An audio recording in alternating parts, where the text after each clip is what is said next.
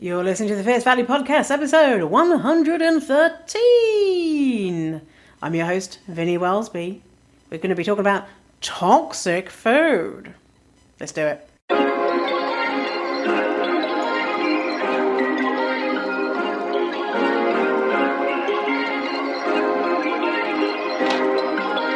Perfect. I'm Victoria Wellsby, TEDx speaker, best-selling author, and fat activist. I have transformed my life from hating my body with desperately low self-esteem to being a courageous and confident, fierce fatty who loves every inch of this jelly.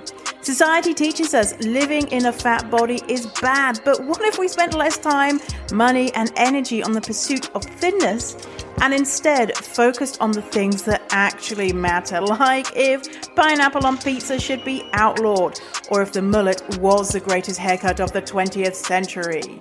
So, how do you stop negative beliefs about your fat body controlling your life? It's the Fierce Fatty Podcast. Let's begin.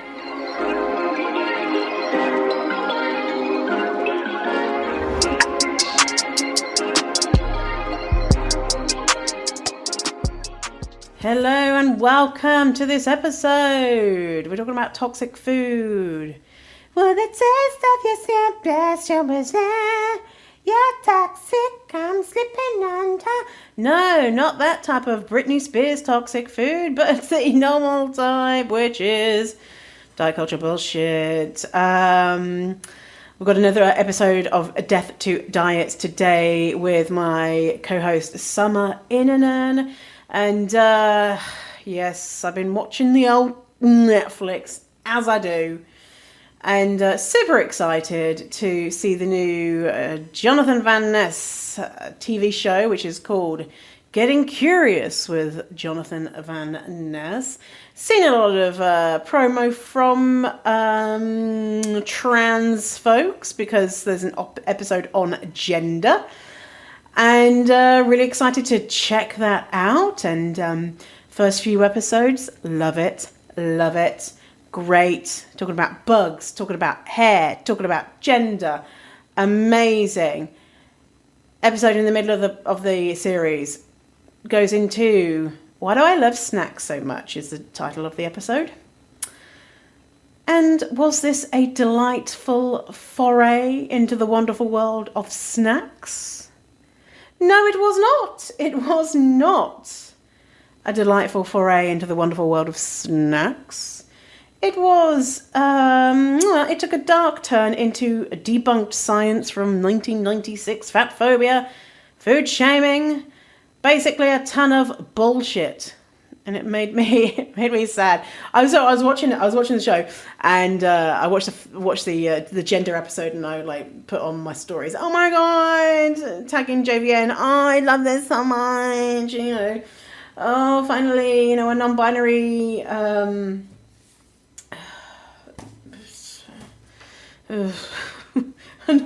non-binary perspective and an episode and talking about intersections with racism and all of that juicy stuff. And then the next episode comes on, and then I'm promptly being like, do not watch it, avoid if you don't want to be triggered.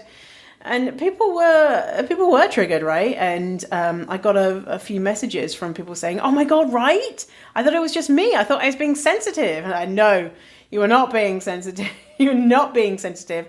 That was motherfucking bullshit. And a few actually non-binary trans fat activists called JVN out, and so I thought we'll have a little chinwag about it.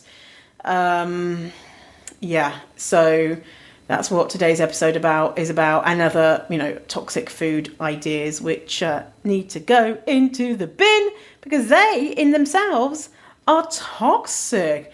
I'm slipping under. Right? So let's go to this episode and enjoy it.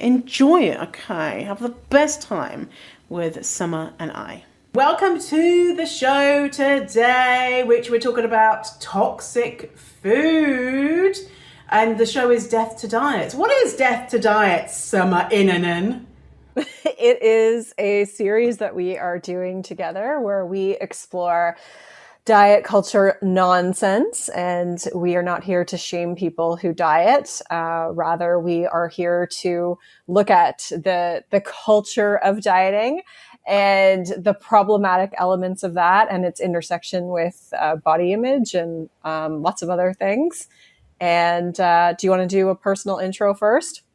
Yeah, so my name is Vinny Wellsby, they, them. I am a fat non-binary, incredible human that teaches about fat phobia, weight bias, healthism, and I'm friends with Summer. Yeah, that's me. What about you, Summer? I'm Summer Innanen, she, her. I am a professionally trained life coach. I specialize in helping people with body image, self-worth, and confidence. And I am friends with Vinny. Thank you. You are friends. Today, we're going to be talking about quote unquote toxic food, and there's going to be a big trigger warning for this episode because we're actually going to be talking about food, beliefs around food and beliefs around food addiction, sugar addiction, mentioning what someone eats in a day. We're going to be actually mentioning quantities and what they eat. And that's going to be in the first section, and then in your section you're going to read. Yeah, there's some sound bites from a particular article that was called "Toxic Food," that may be, like, just, if you're feeling sensitive or any, we're going to be dissecting it. But when we talk about some of the quotes that are in the article, I would say that some of that stuff, we're just going to put a content warning ahead if you're sensitive to talk about, like the O word or stuff, that implies that the amount of food you eat is going to make your body larger and things like that. So, but we're going to be smashing it all apart. So hopefully you'll be fine, but just giving a content warning before that too. Excellent. And the reason why we decided to do this episode is quite timely, is that I very excitedly started watching Netflix, as I do 27 hours a day of my life. I started watching JVN, Jonathan Van Ness's new show called Getting Curious with Jonathan Van Ness. JVN, they are from Queer Eye, which is another show. And you've not seen it, Summer. I can't believe it. There's a big 5 seasons. I watched Queer Eye like back in the 90s or when it first came out, but I haven't not in the last, not since that first iteration of it. So JVN, although I know who they are, if you were to show me a picture, I'd be like, okay, I recognize that face. Not familiar, don't follow, yeah. So you're lucky you didn't have to experience this shit that I'm about to share today, which is tell me about it. Oh my goodness. So JVN is a non-binary, queer, hairdresser, fabulous human, excited with the new show. The new show first started talking about bugs was the first episode. The next episode was gender, hair, and then gender.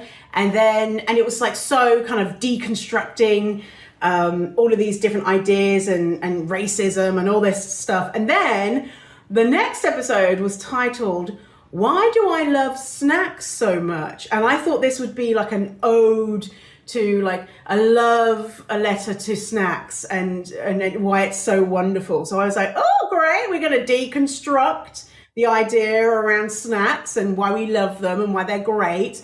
And in the beginning of the episode, the first phrase that piqued my kind of red flag waving going off was the phrase processed foods. JVN said processed foods, and I was like, okay, well, keep watching. This is not sounding good so far. But then they went to a donut factory, and JVN was like, oh my God, this is amazing, enjoying eating the donuts. It was cool and magical. Then they actually saw someone else, but then the big chunk of the program was JVN meeting a stony-faced, thin, white, quote, food addiction expert. And as soon as I saw this person on the screen with their title, and she was just so miserable as well. Like, you know, I'm here to judge you. I'll come on the screen. I was like, oh shit, shit. Even that title, Hey Summer, food addiction expert. What would that make you think? Well, that maybe she's hungry. Yeah. That's why. She's fucking hungry. That maybe was why she came on kind of mean. I don't know. I haven't seen it, so I'm just throwing that out there. I'm telling you, she is hungry as shit, is what she, like, oh my God.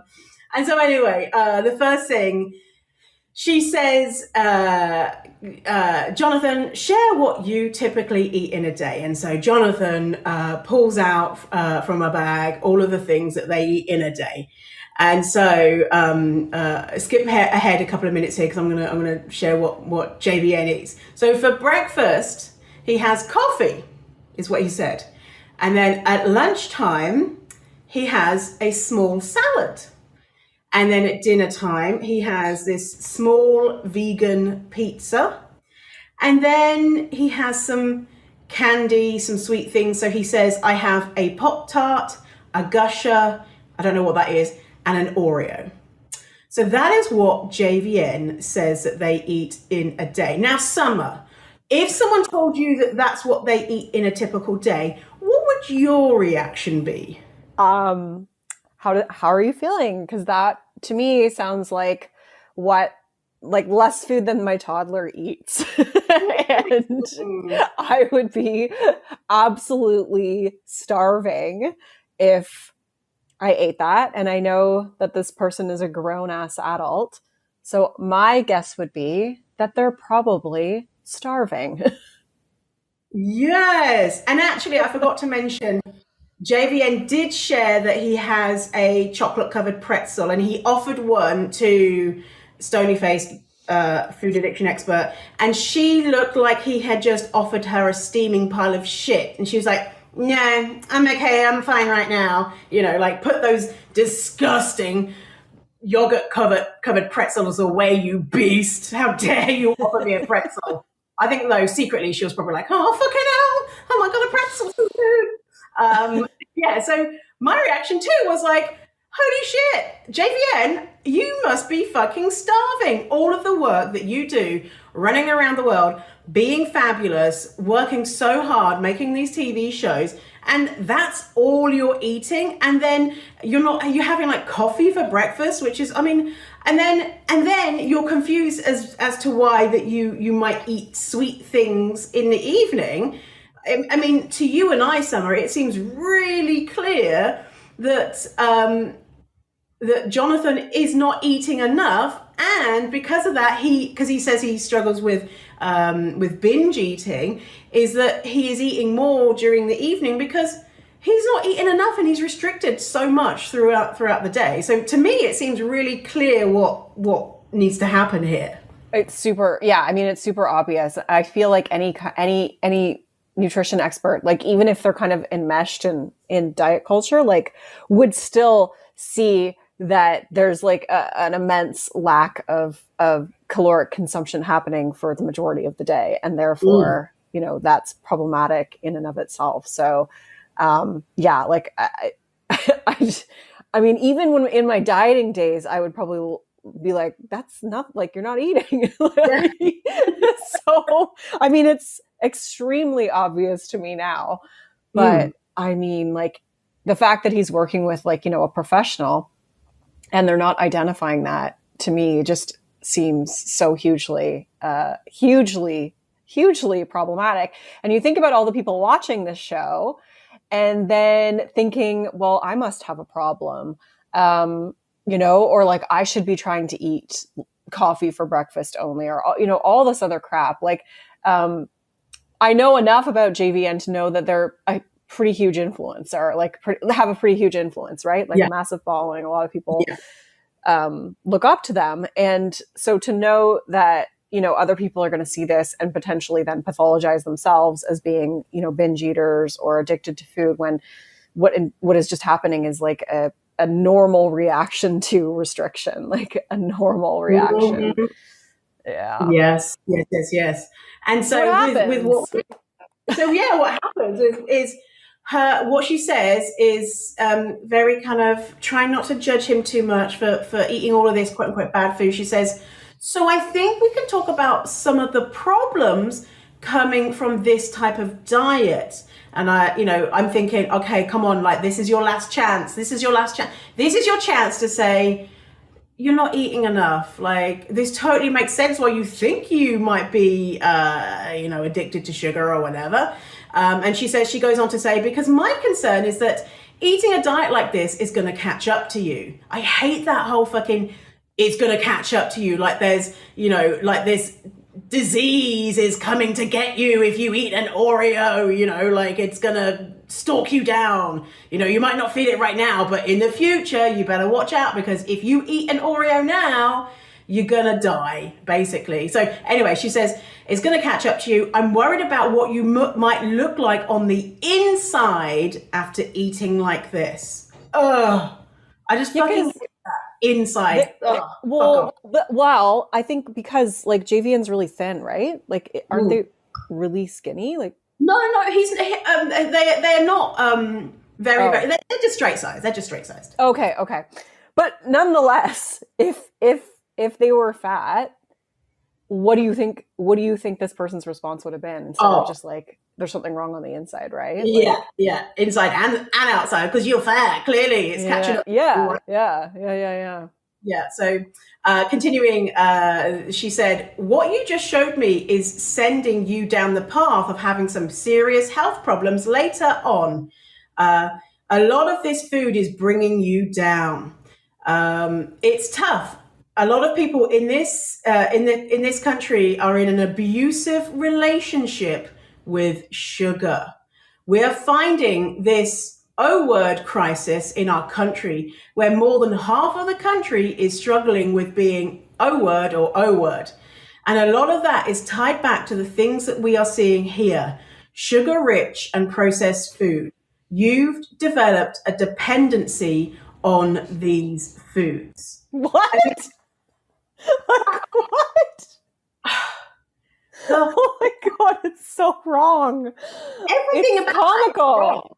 Everything. Like, even a little thing, like half of people are struggling with being fat. Bitch, I ain't struggling with being fat. I'm fucking out here being fat and fabulous. Ain't no struggle here with me being fat. Just like even basic things like that, and saying you have developed a dependency on these foods. No, you're hungry.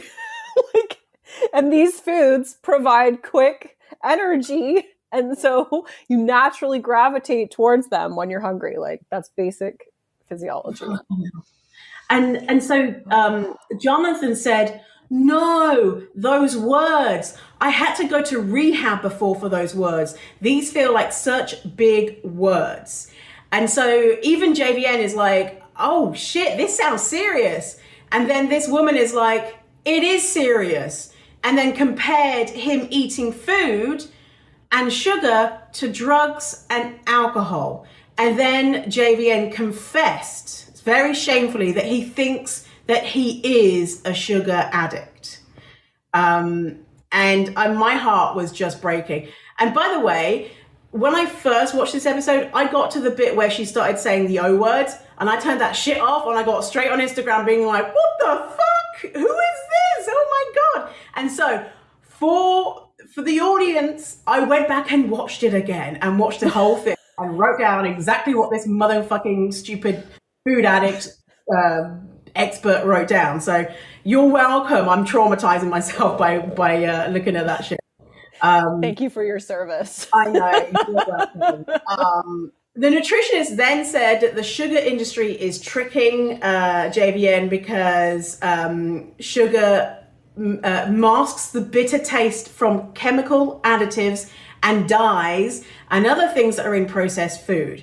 And then JVN did this kind of side segment on chemicals, how chemicals have long names, and some chemicals are used in other processes outside of food and are also used in making food. And so if a chemical is used in one process, therefore it can't be used in food making because that means it's toxic. And science tells us if you can't spell or pronounce a word, it means that it's toxic. Isn't that true, Summer? Is that facts?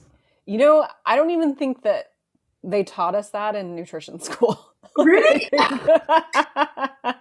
Is that bullshit? You didn't learn it in nutrition school? Yeah, I don't know. I'm trying to remember, but I feel like that's probably more of a literacy issue than like a food issue. It's just it's one of the things like, oh, this food, it's got so many names that I can't pronounce, therefore it's bad for you. Well, no. And saying it has chemicals. Well, yes, because every fucking thing is a chemical, you donkey. Like, come on now. Like, oh my goodness. So a lot of food shaming there. Well, and I think the issue is just that they like laser in on one tiny piece of like this massive puzzle of health. And it's like if that focus was the issue, like, you know what I mean? Like, it's just like, it's a red herring for everything. It's like, let's just blame like the chemical in chemicals in our food versus like really looking at the big picture, and what is really contributing to people's, you know, health. Ultimately. Yeah, exactly. Yeah, it is totally. It's a red herring. Yeah. And then actually someone said to me that this was really difficult and I mentioned it to you, is that this food addict expert brought out pictures of a brain and saying like, this is what a brain looks like on sugar. And she said, quote, "You're always chasing that high like a drug addict," end quote. And that if you eat too much sugar, you're going to have an abnormal brain. Then she shows a brain which of someone who has used cocaine and sugar next to each other. And she said that this eating sugar is a brain condition. And so because she brought out images of brains, that's so convincing, right? It's so convincing. Well, oh my God, look, it's clear as day. Someone has used cocaine and the dopamine is lighting up just the way it does when someone has eaten sugar. But what they don't show is another slide which shows the brain when you are hugging a kitten, the brain when you see someone that you love, the brain when you have a really enjoyable shit. Because guess what? It lights up too. It's our pleasure. It's, you know, what's causing us pleasure, it lights up. And so they don't show all the other stuff. They just show the cocaine to stigmatize people who might have addiction issues and to stigmatize people who eat sugar, which is, you know, we need it to live. It's just, And like, you know, I mean, you know how I feel about this, and you know, we both know how that whole sugar addiction thing has been, you know, dismantled and broken down and is, you know, not really a thing. But what has your experience been with clients and personally around this? Because I can speak to that too. Oh my goodness, that is such a good question, because telling someone that sugar addiction doesn't exist or food addiction doesn't exist, it doesn't matter, because your experience, my experience, your as in people in the world experience, is that they are addicted. And I was 100% sure that I was addicted to food because I could not stop thinking about it. It's all I ever wanted. And I was really hyper-focused on it. But why might that be, Summer? Well, could it be that, were you restricting things, or did you feel like those foods were bad or forbidden? Ding, ding, ding, ding, ding. Exactly. Yeah, that's exactly what was going on. I know. You see that with clients, don't you, a lot? Yeah, and myself. I mean, over and over and over and over and over. Like, I used to be the type of person that was like eating cake from the pan, standing in my fridge. Like, why can't I stop? Like, I have no control. Like, I'm addicted to this. And then when I started feeding myself like a grown ass woman, I just don't like, sometimes I forget about food, like in the fridge. Cake is just cake. Like, I'll have some if I want it. And a lot of the time I'm just like, I don't feel like it because I am fed and I know that I can have it anytime I want. And I don't believe it's bad. And I've done enough like unlearning on like all this bullshit that we're supposed to look at food as if it's toxic and forbidden. And it's just neutral. Like, food is just food. There's no morally, superior foods. It's really more about, having a healthy relationship with it. And all of this stuff is driven by, our culture's obsession with, being thinner and like watching your weight, so to speak. Mm-hmm. And I've never not seen this. I've never had a client come to me and still be like, I can't stop eating sugar. Every time it's like, once the foods become, once the food is no longer off limits, I think is what I'm trying to say, then they get to a point where it's just not a big deal and they will forget about it or have one bite of it or eat a lot of it because they want it and enjoy it and maybe get a tummy ache sometimes. But like, that's the extent of it.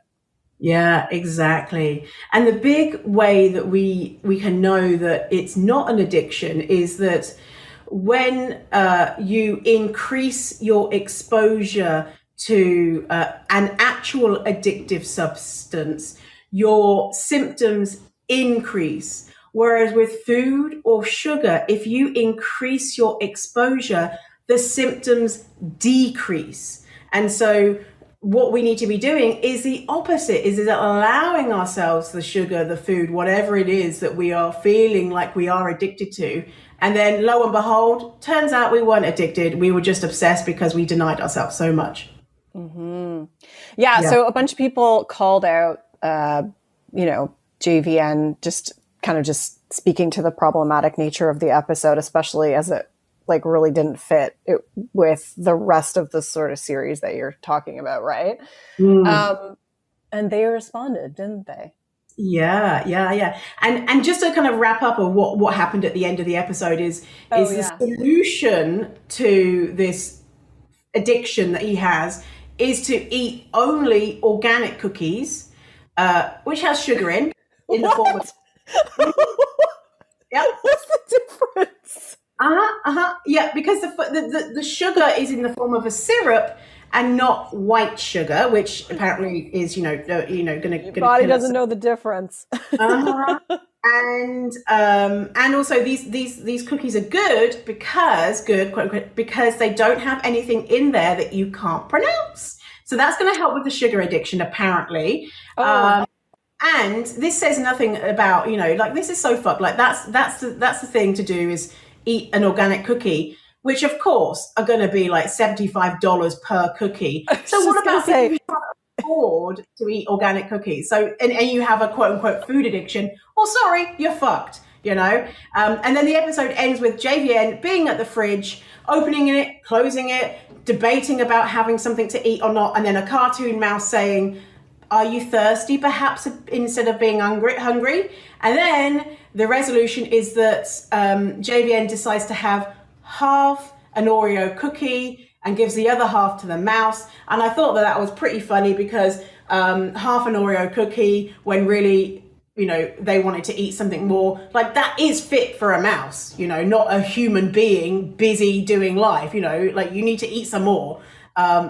So JVN actually responded to Moxie Mind, because Moxie Mind made a post saying, this is fatphobia. And JVN said, hi, loves, I'm sorry. As someone who is in recovery, I'm learning as I go. It's part of why I explored this in this series.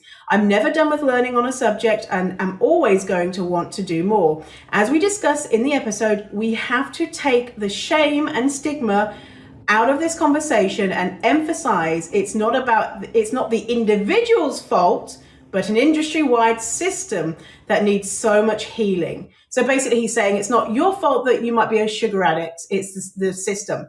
There are so many ways to heal and learn. I'm not perfect and I'm learning and sharing as I go. I could always do better, but as they say, people are doing the best they can with what they know. I've been struggling with binge eating my entire life and I want to have a conversation about it, and I'm certainly not done talking about it. I'm excited to keep learning and growing around this topic. Heart, love and light. Yeah. Yeah, well, like at least they responded, and I mean, people will hear what they want to hear when they're ready. And I don't think that you can necessarily force that on people, but it's just unfortunate that a lot of other people probably were impacted as a result of that episode, because it just further reinforces this belief that, there's something wrong with them and they just need like a different meal plan to fix the fact that they're just fucking starving mentally and physically, Yeah. And a lot of people weren't happy with that response. And, because, JVN's not saying I fucked up. You're absolutely right. I'm going to learn from fat non-binary people. It sounds like they still believe that they are a food addict, or, like, how do you, I think they're going to have their own awakening at whatever time is right for them. I don't think you can exactly. I mean, you and I both know you can't convince someone if they don't want to hear it.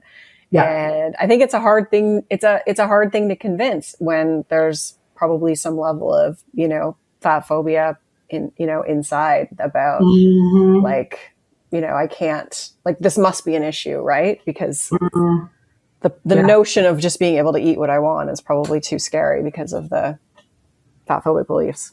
Yeah. So I sent JVN a DM saying, oh, hey, if you want me to be like, a fat person on your show, then let me know. So I'm shooting my shot. Nothing probably will happen, obviously, because they probably don't check their DMs. But, you never know. You never know. They responded to the comments, so you just never know. But actually, you know what, Summer? Other people have made posts about it, and JVN has blocked everyone that's made posts about it. So they only commented on that one, and then the conversation now is shut down. Oh, well, they got to manage their mental health. I don't know. Yeah. Maybe they feel bad. I don't know. Who knows, right? Who knows? Empathy. Yeah. So that's that. I mean, we've taken up half an hour talking about that mess of a show. Longer than what the show was. Oh, really? Yeah. I didn't know that.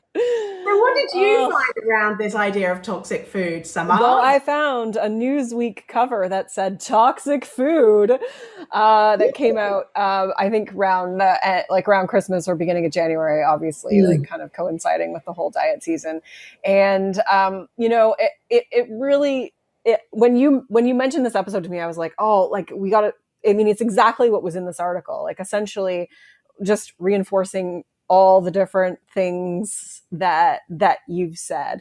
And, like when I saw it and I read it, I was like, Jesus Christ, like, is it like 1996 called? They want their magazine covers back. Like, why are we still talking about the same thing that clearly is not really like the issue? You know what I mean? Like,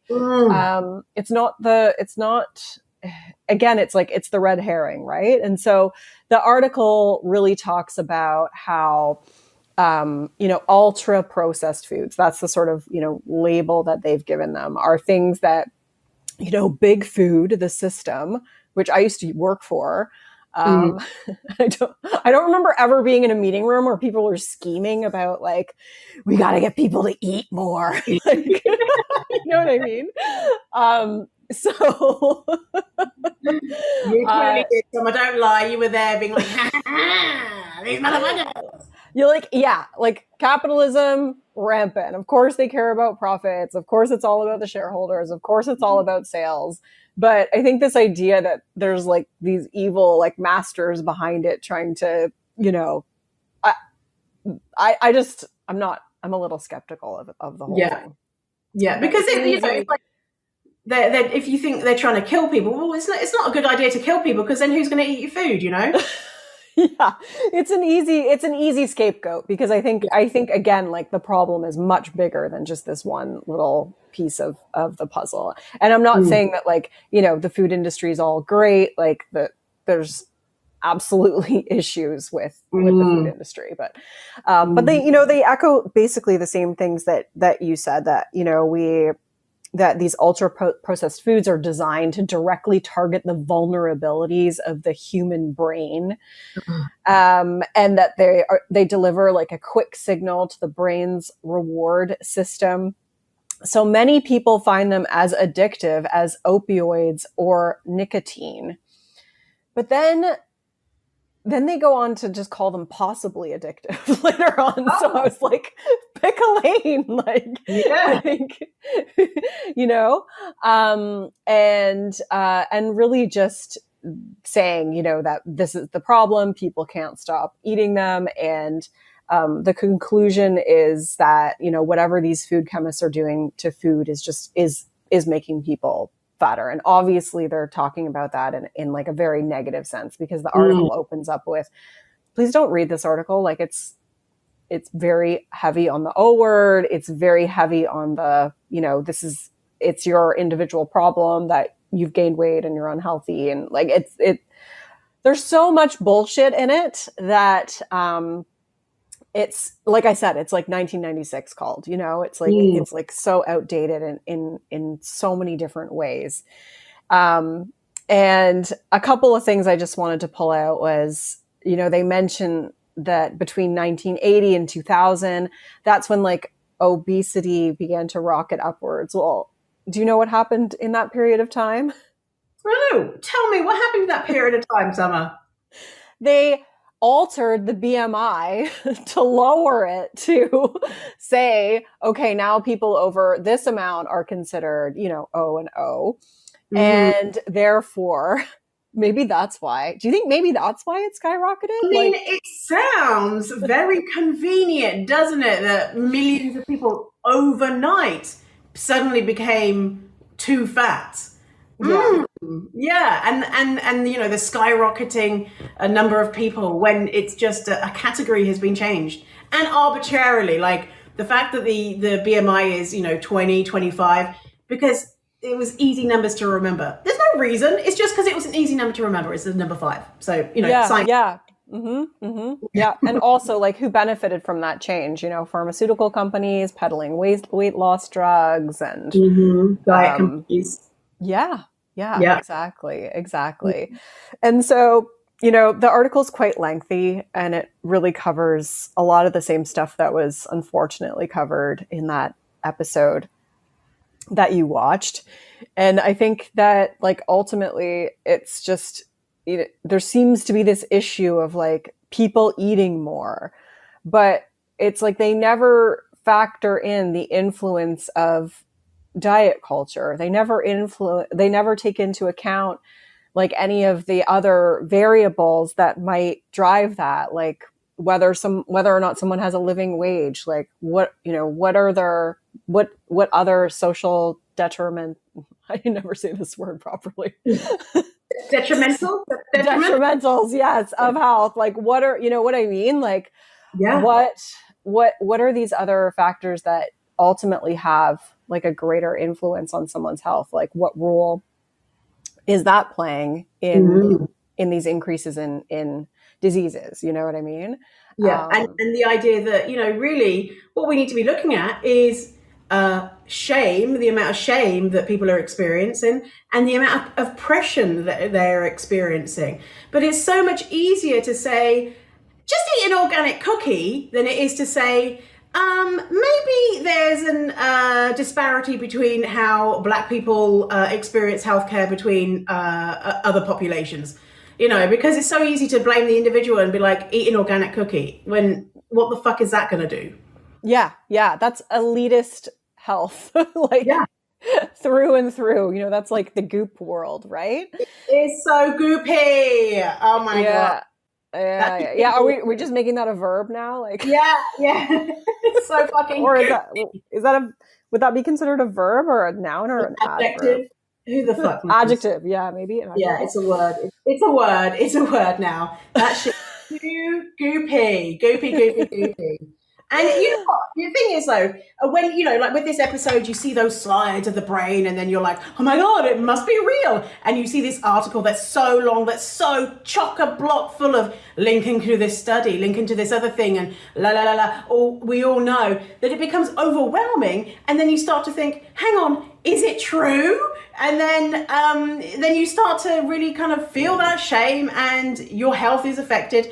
And the thing is, you and I, we're able to dissect this and say, let's look at this study, and how many people did they study, and what other factors were going on, and let's look at this evidence and see, actually, it's a load of bullshit. But other people aren't, because, for many different reasons, because this is our job, right? And so to say, if you are seeing this type of stuff and feel like, oh my God, but it might be true, that's a normal reaction to have. And if you have the capacity just to look a little bit into it, or just reach out to someone who does it as a job to, look at this stuff, and to get that reassurance of, you're probably not going to die within 3.5 seconds if you eat a Twinkie, Yeah, well, and I think like a lot of the numbers that they throw out there, like you said, like I know at the beginning they opened the article saying, I can't remember what percentage they say, but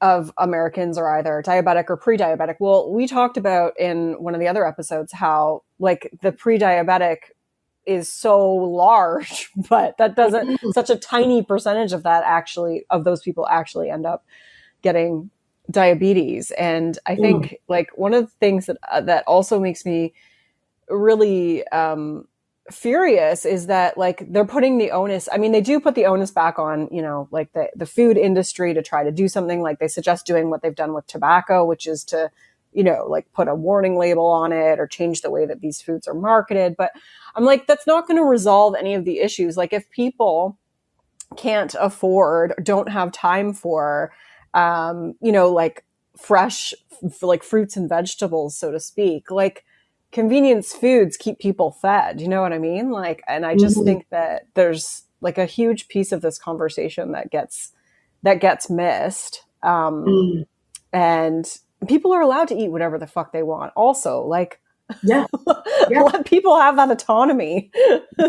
Oh my goodness. Yeah. And then, it's a lot of it is like a lot of well-meaning white people who are like, oh my God, these poor people, they've only got access to, a Quickie Mart or whatever. Is that a thing? Or is that just in the symptoms? Anyway, they don't have access to fruits and vegetables. And so what we're going to do is we're going to save them. We're going to go into their community, and we're going to give them a farmer's market. And it's just so, it's so white. It's just so white people, right? Going in there into communities and deciding what we're going to do to fix their problem of disparities in health outcomes is to give them some farmers markets, fruits and vegetables. It's just like, oh my goodness, how patronizing. How about paying people? How about not being racist? How about access to healthcare? Like that stuff. No, because we've got a farmers market on Saturday, so we're doing good, so we can feel good about ourselves, Yes. Yes. 110%. Yeah. I mean, like, and I don't think like all things are bad or all things are good. Like, I think there's, probably nuance within any of these. Like, yeah, farmers markets, great idea. And like, let's not ignore the bigger, the bigger problems that are really playing a part here. And, specifically as it relates to living wage and access to healthcare and things like that. Or, just giving money to communities so that they decide what is best for them versus, so white British people like me deciding, we know what's best for that community because we don't. So yes. Oh my gosh, that's so true, right? Yeah. So to wrap up, we asked our audience about what do they think about the idea that you can be addicted to sugar, and what do they think of when they hear the phrase processed food? So I had a few people thinking processed food meant bad things. And then actually, I got quite a few of those responses. Yeah. But then I had a lot of people saying, this one comment was, I hate it. Unless you are directly sucking a cow's tit, all food is processed. Yeah.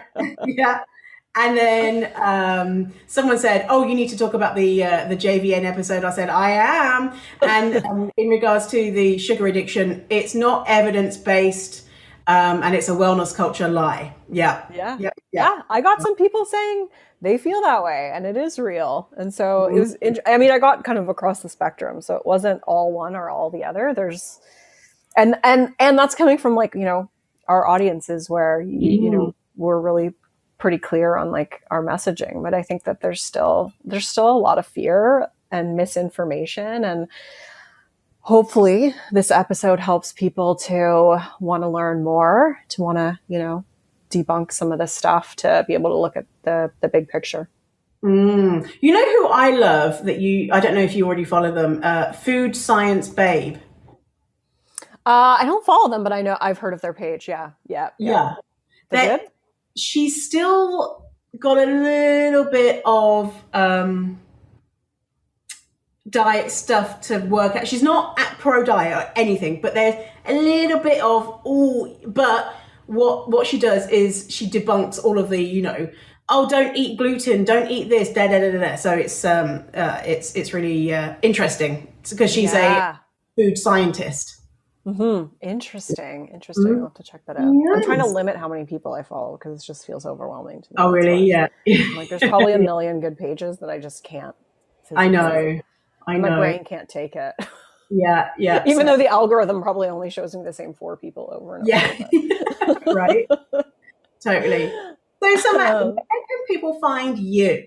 Yeah, so people can find me at thebodyimagecoach.com. That'll take you to my website, and you can find me all over social media as Summer Innanen, and my podcast is Eat the Rules. Where can people find you, Vinny?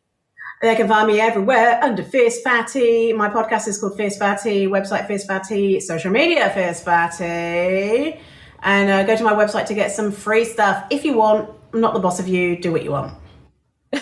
Oh yeah, same. Yeah. All right. Well, thanks to everyone for being here today. Hope you enjoyed this rich discussion between two highly intelligent individuals who are also extremely good looking. Right. Oh my God. just looking at my reflection, it turns me on. It's so good. Yeah. All right.